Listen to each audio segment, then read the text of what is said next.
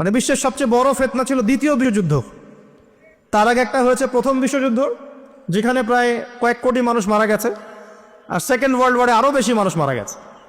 তো এখন বিশ্বকে ঠেলে দেওয়া হচ্ছে একটা থার্ড ওয়ার্ল্ড ওয়ারের দিকে, মানে যে কোনো সময় একটা তৃতীয় বিশ্বযুদ্ধের আশঙ্কা করছেন এখনকার যারা মিলিটারি অ্যাফেয়ার্স নিয়ে পড়াশোনা করেন, ওয়ার্ল্ড অ্যাফেয়ার্স নিয়ে পড়াশোনা করেন, তারা এগুলো বলতে পারবেন ভালো।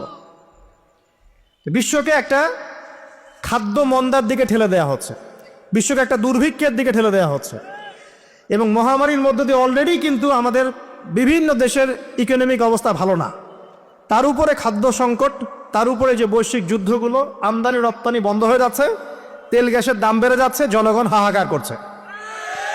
এই পলিটিক্যাল গ্লোবাল অ্যাফেয়ার্সের ফিতনা এগুলা।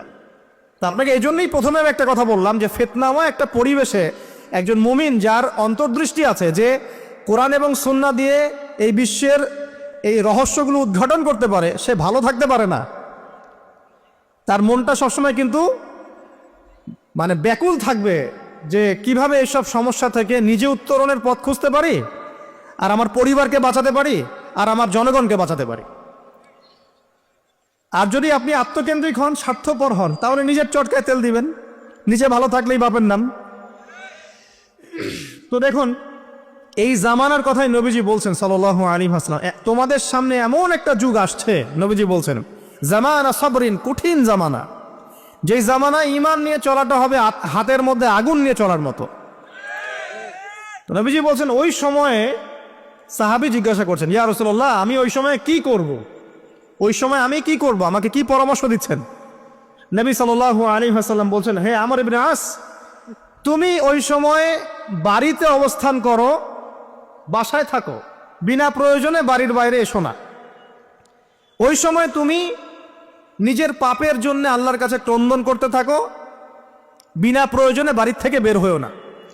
আর মানুষের সাথে এত বেশি মেলামেশা করো না, নিজে তোমার আমল, তোমার গুনাহ নিয়ে ব্যস্ত থাকো, তোমার পাপের জন্য আল্লাহর কাছে কান্নাকাটি করো, ইনশাল্লাহ তুমি নাজাত পেয়ে যাবে।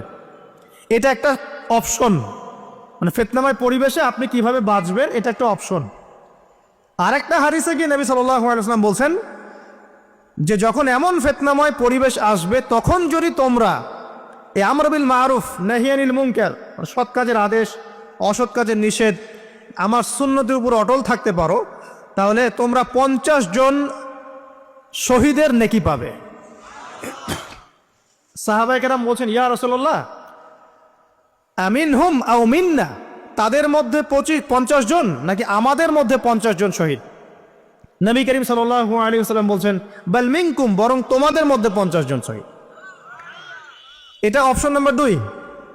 এক কি বললাম, আপনি নিজেকে নিয়ে ব্যস্ত থাকেন, বাসায় থাকেন, বিনা প্রয়োজনে বাড়ির থেকে বের হবেন না, মানুষের সাথে কম মেলামেশা করেন, এবং নিজের পাপের জন্যে আল্লাহর কাছে কান্নাকাটি করেন, নিজের আমল নামা নিয়ে ব্যস্ত থাকেন, ইনশাআল্লাহ নাজাত পাবেন। 2 নাম্বার, যদি আপনার কাছে আরও বেশি যোগ্যতা থাকে এবং আপনি আরও বেশি সাহসী হন এবং আপনি উম্মার, দেশের জনগণের কল্যাণ কামনা করেন, তাহলে অন্যদেরকেও এই ফিতনাময় পরিবেশে টিকে থাকার ফর্মুলা বলে দেন। এখানে সবর করেন, আমর বিল মারুফ নাহি আনিল মুনকারের কাজ করেন, আল্লাহ পাক আপনাকে ইনশাআল্লাহ 50 জন শহীদ সাহাবীর নেকি দিবেন ইনশাআল্লাহ। আরও অপশন আছে। কি অপশন? ওই যে আসহাবুল কাহফ কি করেছিল, একটা ফিতনাময় পরিবেশ থেকে নিজেরা আস্তে করে সরে গিয়েছে। যখন আপনি পরিবেশকে পরিবর্তন করতে আর পারছেন না, দাওয়াত দিয়েও কোনো কাজ হচ্ছে না, মানুষ কথাও শুনছে না, জুলুম নির্যাতন বাড়তেই আছে, টিকে থাকা মুশকিল, তখন তাদের হিসেবের দায়িত্ব আল্লাহর উপর ছেড়ে দেন, আপনি ওখান থেকে ডিসকানেক্টেড হয়ে যান। হয়তো আপনার কাছে মনে হচ্ছে না এখন ওই যুগ আসে নাই, কিন্তু আমি আপনাকে বলে দেই যে কোরআন এবং সুন্নাহর চোখ দিয়ে যদি আপনি দেখতে শেখেন এবং বর্তমান বিশ্বের প্রেক্ষাপটটা অ্যানালাইসিস করার যোগ্যতা আপনি অর্জন করেন কোরআন সুন্নাহর চোখ দিয়ে, আপনি বুঝতে পারবেন সেই সময় অনেক আগেই চলে এসেছিল। এখন ফিতনা এবং ফাসাদময় এই পরিবেশে আমরা কি করতে পারি, ছোট স্কেলে, বড় স্কেলে না, ছোট স্কেলে। আমি আজকে বড় বিষয় নিয়ে কথা বলতে আসি নাই, কারণ আমি চিন্তা করলাম যে আসলে প্রথমে যদি ব্যক্তিকেন্দ্রিক বিষয়টা ঠিক না হয়, বড় বিষয় আলোচনা করে কোনো লাভ নাই। আগে ব্যক্তি যদি ঠিক না হয়, বড় বিষয় আলোচনা করে আসলে কোনো লাভ নাই, আপনারা বুঝবেনও না, মাথার উপর দিয়ে চলে যাবে। এখন গ্লোবাল অ্যাফেয়ার্স নিয়ে কথা বলে খুব একটা ফায়দা নাই আপনাদের। এখন ইকোনমিক পুরো এই সুদভিত্তিক সিস্টেম আপনি চেঞ্জ করতে পারবেন না, এবং পুরো যে তাগুতি ব্যবস্থা আপনি চেঞ্জ করতে পারবেন না। আপনি কি করতে পারবেন? আপনি নিজেকে পরিবর্তন করতে পারবেন, আপনার পরিবারকে পরিবর্তন করতে পারবেন। এতটুকু আপনার পক্ষে এখন পর্যন্ত সহজ, ঠিক না? ঠিক কথা। এটা আপনি এখন করতে পারবেন। তো এটার ফর্মুলা কি? ফর্মুলা ঘাটতে গিয়ে আল্লাহ পাক আমার মাথার মধ্যে একটা হাদিস নিয়ে এসে দিলেন। কারণ আমি বিশ্বাস করি যে আপনারা বলছেন মৌলানা আল্লামা, আমি আসলে এমন কিছু নই। এই কথাগুলো আসলে আমার সাথে যায় না। আমি নিতান্তই একজন ছোট মানুষ এবং তালেবে ইলম, জ্ঞানের পথের পথযাত্রী। আর আমি তালেবে ইলম হয়েই থাকতে চাই। আমি মুফতি নই, আমি মুহাদ্দিস, মুফাসসির বা এই যে শব্দগুলো আপনারা বলছেন এমন কিছুই নয়। আসলে কিয়ামতের মাঠে আমি জান্নাতে যেতে পারবো কিনা আমি নিজেই জানি না। যখন কোনো মানুষ নিজেকে অনেক বড় মনে করা শুরু করবে, বুঝে নেবেন সে ইবলিসের আনুগত্য করা শুরু করেছে আর কি। কারণ ইবলিস বলেছিল আবা ওয়াস্তাকবারা, আমি খলাকতানি মিন নার ওয়া খলাকতাহু মিন তিন, আমাকে সৃষ্টি করেছেন আগুন দিয়ে, আদমকে সৃষ্টি করেছেন মাটি দিয়ে, আমি কেন আদমকে সিজদা করতে যাব? তো এটা ইবলিসের চরিত্র, আবা ওয়াস্তাকবার, সে উদ্ধত হয় এবং অহংকার প্রদর্শন করে। তো আমি মনে করি যে আমি কিছু বলি না, আল্লাহ রাব্বুল আলামিন আমাকে বলার তৌফিক দেন মাত্র, আলহামদুলিল্লাহ। তা আমার মাথায় একটা হাদিস আসছে, সকাল থেকে ঘুরছে। সেটা হচ্ছে, দেখুন, বারা ইবনে আযিব রাদিয়াল্লাহু আনহু থেকে বর্ণিত হাদিসটা আসছে এবং হাদিসটা বিশুদ্ধ। এখান থেকে আমি মূল আলোচনা যাচ্ছি যে একদিন আনসার মানুষদের মধ্যে, আনসার কারা? আমাদের আনসার বাহিনী। আনসার কারা? যারা মুহাজির সাহাবীদেরকে আশ্রয় দিয়েছিল মদিনায়, তাদেরকে কি বলা হয়? আনসার। তাহলে শব্দটা সুন্দর না? তাহলে আমাদের বাহিনীর নামটাও সুন্দর, মাশাআল্লাহ। তো আনসার সাহাবীদের মধ্যে একজন ইন্তেকাল করেছেন, ইন্না লিল্লাহি ওয়া ইন্না ইলাইহি রাজিউন। এখন তাকে দাফন করা হচ্ছে, আর নবী সাল্লাল্লাহু আলাইহি ওয়াসাল্লাম কবরের পাশে চুপ করে বসে পড়লেন। তার বসা দেখা দেখি বাকি সাহাবীরাও তাকে ঘিরে গোল করে বসে পড়লেন। তারা বলছেন আমরা এমনভাবে এখানে বসেছিলাম যেন আমাদের মাথার উপরে পাখি এসে বসতে পারে, চুপচাপ, কোনো নড়াচড়া নাই। দেখেন রাসূলের সাথে বসার সুন্নত, দেখেন কোরআন এবং হাদিসের মাহফিলে বসার কিন্তু সুন্নত আছে। এখানে বসে দুনিয়াবি এত গল্পগুজব করা যাবে না, এই মোবাইল টোবাইল হাবিজাবি নিয়ে এত ব্যস্ত থাকা যাবে না, দিলের কান দিয়ে শুনতে হবে, ঠিক আছে? আদব আছে, না হলে কথা আপনার উপর তাসির করবে না। তারা এমনভাবে বসেছিলেন যেন মাথার উপরে পাখি বসতে পারে, সুবহানাল্লাহ। এবার নবী করিম সাল্লাল্লাহু আলাইহি ওয়াসাল্লাম বলছেন যে যখন মাইয়েতকে কবরে শোয়ানো হয় তখন সে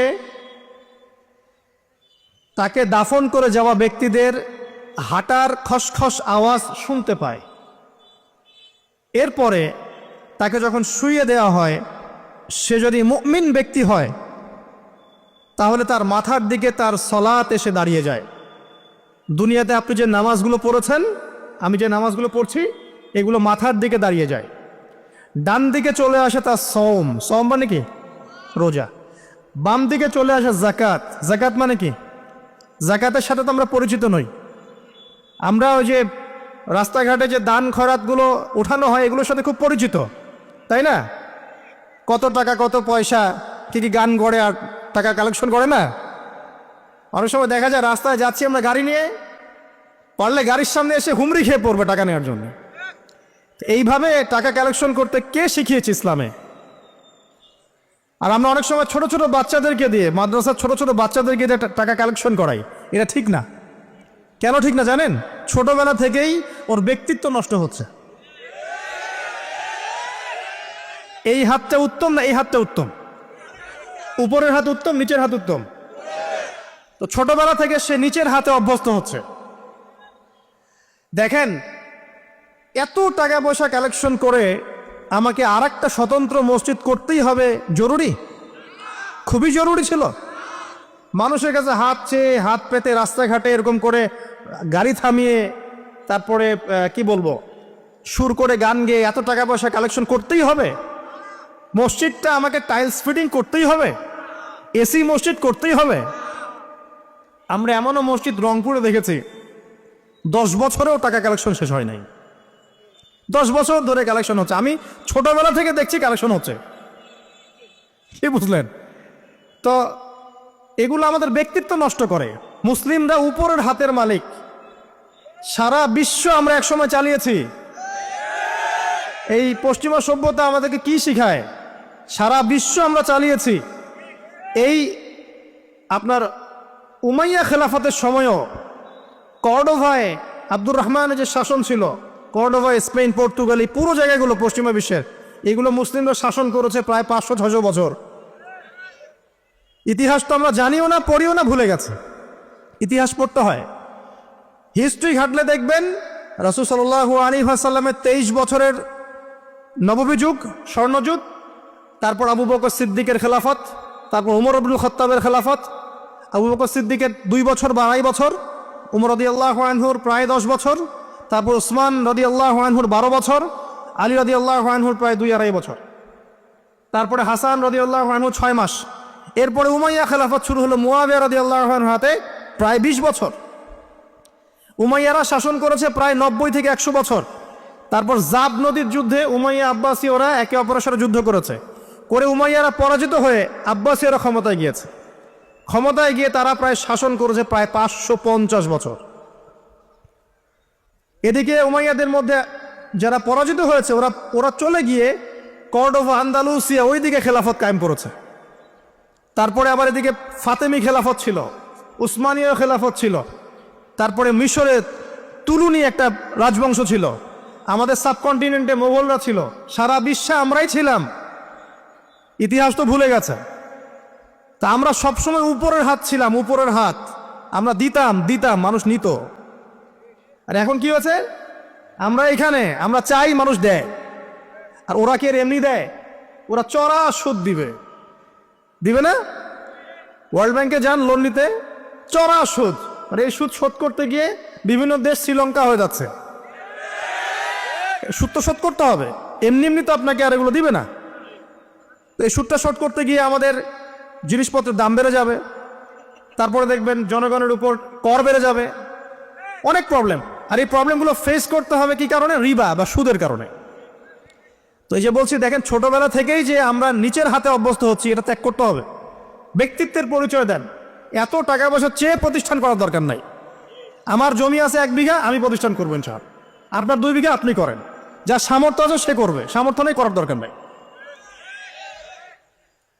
আর একটা মসজিদ যদি কবুল হয়, একটা মসজিদ একটা জেলার জন্য যথেষ্ট। একটা মসজিদ নববী থেকে নবী সাল্লাল্লাহু আলাইহি ওয়াসাল্লাম সারা দুনিয়া শাসন করেছে। আর আমাদের তেমন কোটি কোটি মসজিদ বাংলাদেশে।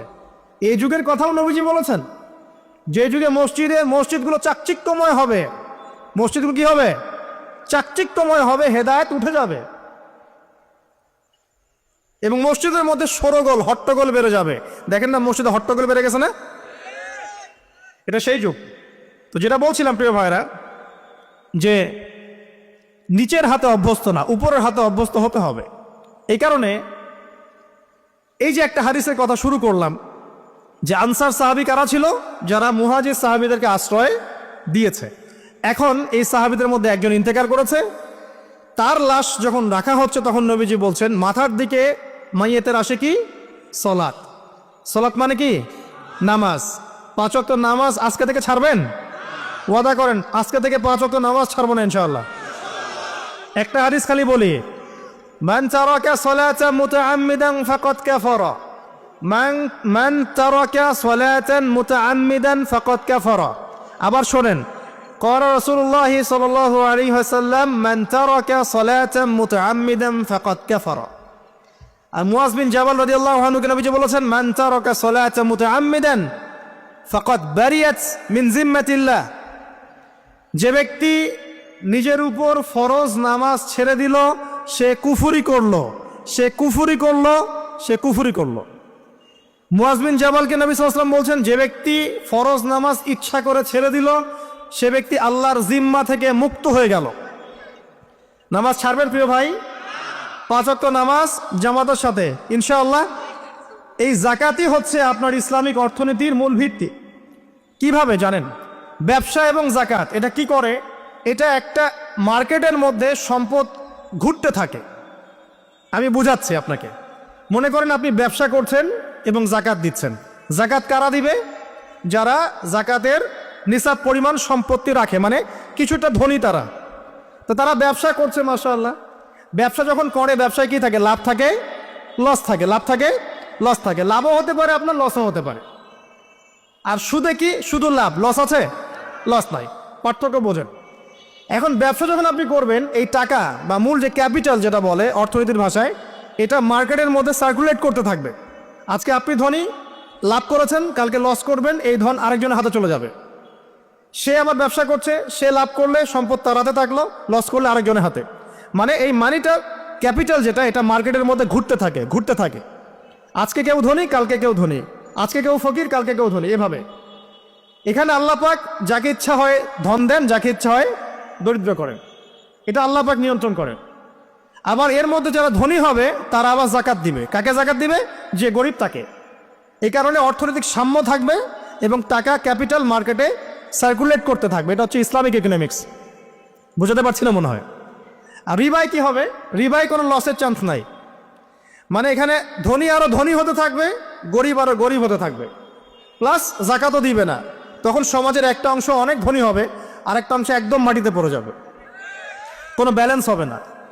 এই কারণে বিশ্বের একটা অংশ, ওই বিশ্বের একটা বড় অংশ যারা সুদখোর, যেখান থেকে সুদ এসেছে, ওইটা আস্তে আস্তে ধনী হয়ে গেছে এবং বিশ্বের বহু কান্ট্রি আস্তে আস্তে দারিদ্র্য সীমার নিচে চলে আসছে। এটা শুধু ব্যক্তির ক্ষেত্রেই নয়, এটা সমাজের ক্ষেত্রেই নয়, পুরো বিশ্বটা হচ্ছে। তো এই হলো রিবা এবং ব্যবসা ভিত্তিক, জাকাত ভিত্তিক ইকোনমিক সিস্টেমের পার্থক্য, বেসিক ডিফারেন্স। রিবার মধ্যে আল্লাহ পাক তার হাত উঠিয়ে নেন, আল্লাহ পাক সেখানে আর ইন্টারফেয়ার করেন না। ঠিক আছে, সুদ খাচ্ছ, তুমি তোমার মতো চলো এখন। আর ব্যবসা ভিত্তিক ইকোনমিক্স চললে আল্লাহ পাক সেখানে কাউকে ধন দিবেন, কারো কাছ থেকে নেবেন। আপনার ধন নিয়ে আমাকে দিবেন, আমার ধন নিয়ে আপনাকে দিবেন। আর আমি যদি ধনী হই, আমি আবার জাকাত দিব, সেই জাকাতের টাকা আবার আপনার হাতে যাবে, কেউ না খেয়ে মরবে না। তো সামনে এই যে বলা হচ্ছে 2023 সাল, শুধু 23 সাল না, আমার অবজারভেশন 2026-27 পর্যন্ত একটা অর্থনৈতিক মন্দা চলতে পারে। বলবে কিছু কিছু লোক যে ভবিষ্যৎবাণী করতে যাওয়ার, এটা ভবিষ্যৎবাণী নয়। আপনি বর্তমান সম্পর্কে খবর রাখেন না বলেই বর্তমানকে আপনার ভবিষ্যৎ মনে হচ্ছে। আমাদের অনারেবল মিনিস্টার যারা আছেন ওদেরকে জিজ্ঞাসা করেন, তাদেরকে জিজ্ঞাসা করেন, তারাও বলছেন যে 2023 সাল থেকে 26 সাল খাদ্যমন্দার মধ্যে যাবে। দেখেন নাই? তারা এই কথা বলছেন কারণ তারা বুঝতে পারছেন ওয়ার্ল্ডের অবস্থা ভালো না। এখানে একটা সলিউশন বলছে, ইচ্ছা হলে আপনি গ্রহণ করতে পারেন, ইচ্ছা হলে নাও করতে পারেন। আমার তো চাপিয়ে দেওয়ার কোনো ক্ষমতা নাই। ফাযাক্কির ইন্নামা আনতা মুযাক্কির, আপনি শুধু উপদেশদাতা। লাস্তা আলাইহিম বিমুসাইতির, আপনি কারো প্রতি দারোগা নন। কি উপদেশ? এই যে জাকাত, যেটা জাকাত, আমাদের জাকাত যেটা আছে, এটাকে একটু বড় পরিসরে কালেক্ট করার চেষ্টা করতে হবে। করে যদি আমরা সুষ্ঠু বন্টন করতে পারি গরিবদের মাঝখানে, ইনশাআল্লাহ কেউ খাদ্য অভাবে মারা যাবে না ইনশাআল্লাহ। আল্লাহ পাক আমাদেরকে বোঝার তৌফিক দান করুন। এর পাশাপাশি তারা যেটা বলেছেন, ইকোনমিক সেকশনের লিডার যারা আছে তারা যেটা বলছেন এটা ঠিক বলছেন। তারা বলছেন কৃষিভিত্তিক অর্থনীতির কথা বলছেন, এটার সাথে আমি 100% একমত। কারণ আল্লাহ পাকের কোরআন, এই কোরআনের মধ্যে বেশিরভাগ যে অর্থনীতির কথা এসেছে তা হচ্ছে কৃষিভিত্তিক অর্থনীতি। এটা কি জানেন? হয়তো জানেন না। কোরআনে যত ইকোনমিক সিস্টেমের কথা আসছে তার মধ্যে সবচেয়ে বেশি এসেছে কৃষিভিত্তিক অর্থনীতির কথা, তারপর ব্যবসা এবং জাকাত। অতএব তারা ঠিকই বলেছেন, দেশের যারা ইকোনমিক সেকশনে গবেষণা করছেন তারা ঠিক কথাই বলেছেন যে কৃষিভিত্তিক অর্থনীতি হচ্ছে আমাদের অর্থনৈতিক মন্দা দূর করার অন্যতম উপায়। ঠিক বলেছেন, আমি একমত। তো জাকাত যেটা কথা বলছিলাম, বাম দিকে জাকাত আসবে, তো জাকাত আমরা দিব তো ইনশাল্লাহ ভাই। যাদের শোনেন, বাংলাদেশে এমন অনেক শিল্পপতি আছে যাদের একজনে জাকাতের টাকা দিয়ে একটা গ্রাম চলতে পারে। আর জাকাতের টাকা কিন্তু শুধু এক বছরে আসবে না, প্রতি বছরেই ঘুরে ঘুরে আসবে। মনে করেন যে আপনাদের এলাকার মধ্যে অনেক বিত্তশালী আছেন, আমি দোয়া করি মন থেকে আল্লাহ পাক বিত্তশালীদের অন্তরটাকে নরম করে দিক এবং ওসমান রাদিয়াল্লাহু আনহুর মতো দানশীল করে দিক। আমরা দোয়া করি, আমরা কারো খারাপ চাবো, সবার জন্য হেদায়েতের দোয়া করব। টাকা থাকতে তো সমস্যা নাই, কিন্তু টাকা থেকে যদি উসমান রাদিয়াল্লাহু আনহু হতে না পারলাম তাহলে সমস্যা। টাকা থাকতে কোনো সমস্যা নাই, ধন আপনাকে আল্লাহ দিতেই পারে। এই ধনটাকে উসমান গনি রাদিয়াল্লাহু আনহুর মতো আল্লাহর পথে বিতরণ করে দেন, ইনশাআল্লাহ আল্লাহ পাক আপনাকে জান্নাতুল ফেরদৌস দান করুন ইনশাআল্লাহ। তো অনুরোধ থাকবে, দেখেন আপনারা যদি একটা এলাকার যাকাত কালেক্ট করতে পারেন, মনে করেন কথার কথা এখানে কিছু মেয়ে আছে যারা খারাপ পথে পা বাড়িয়েছে, আমার কথা বুঝতে পারছেন? আচ্ছা, এরকম পল্লী অনেক জায়গায় আছে না? 1 বছরের যাকাতের টাকা দিয়ে সমস্ত যৌনপল্লীর মেয়েদেরকে কাজ দেয়া সম্ভব, কর্মে আনা সম্ভব। ওদেরকে কাজের ব্যবস্থা করে দেন, ওরা কখনোই এই সেক্স ওয়ার্কারের কাজ করবে না ইনশাআল্লাহ। কোনো মেয়েই এই কাজ করতে চায় না আমার মতে। কোনো মেয়েই চায় না যে ইজ্জত বিক্রি করে খাবো, কোনো মেয়ে চাবে? কখনো চাবে না। ওকে আপনি ভালো কাজের ব্যবস্থা করে দেন এই যাকাতের টাকা দিয়ে, দেখবেন ইনশাআল্লাহ সে ওই খারাপ পথ ছেড়ে দিয়েছে। অনেক দেখবেন দরিদ্র মানুষ আছে যে পড়াশোনা করার কোনো সুযোগ নাই, টাকা পয়সা নাই, পড়াশোনা করতে চায় কিন্তু টাকা পয়সা নাই, দিনের জ্ঞান অর্জন করতে চায়, দেশকে কিছু দিতে চায়, টাকা নাই। তাকে আমরা হেল্প করতে পারি না? পারি। অনেক মানুষ আছে মাদক দ্রব্য বিক্রি করছে, তাকে বুঝান, দিনের হেদায়েত দেন যে ভাই আমি তোমাকে আরো ভালো চাকরি দিব, ভালো ব্যবসা দিব, তুমি ছাড়বা কিনা? বলবো আমি ছেড়ে দেবো ইনশাআল্লাহ। বুঝালে ছেড়ে দেবে ইনশাআল্লাহ। তো এই যে মেগা প্রজেক্ট যেটা কথা বলি আমরা, আত্ম উন্নয়নমূলক বলেন, যুব উন্নয়নমূলক বলেন, বা কান্ট্রি ডেভেলপমেন্টের কথা বলেন, এখানে যাকাত একটা বড় শক্তি হতে পারে। তবে এটাকে সুষ্ঠুভাবে কালেক্ট করতে হবে এবং যাকাতের যে 8টা খাত আছে এই খাতগুলোতে সুষ্ঠুভাবে বন্টন করতে হবে। অমুসলিমদেরকেও যাকাত দেওয়া যায়, জানেন? অমুসলিম যদি কেউ থাকে, দরিদ্র, তাকেও যাকাত দিয়ে সহযোগিতা করা যায়। আমরা সহযোগিতা করি না বলেই তো ওই যে পশ্চিম থেকে লোকজন এসে সহযোগিতা করে খ্রিস্টান বানাচ্ছে এখন সবাইকে। আরো বাড়বে দিন দিন, দেখেন আমরা তো সহযোগিতা করছি না। আপনার পাশে আপনার প্রতিবেশী না খেয়ে মারা যাচ্ছে, আপনি যাচ্ছেন না।